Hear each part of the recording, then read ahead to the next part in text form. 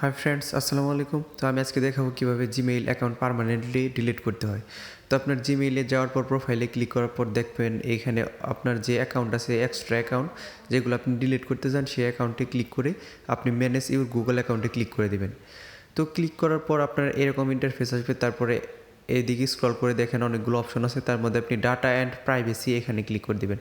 এখানে ক্লিক করার পর নিচের দিকে স্ক্রল করে যাইতে থাকবেন ভিউয়ার্স, দেখেন অনেক অপশন আছে এখানে।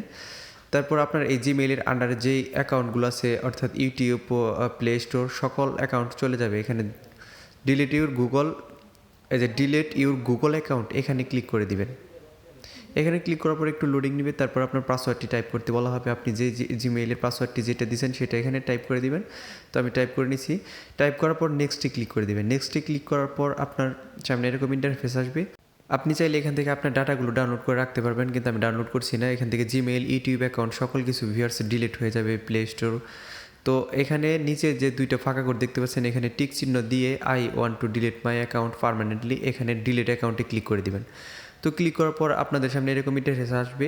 তারপর আপনি চাইলে আপনার অ্যাকাউন্টটি রিকভার করতে পারবেন। তো ভিউয়ার্স, ভিডিওটি ভালো লাগলে দয়া করে আমার চ্যানেলটি সাবস্ক্রাইব করবেন। ধন্যবাদ সবাইকে।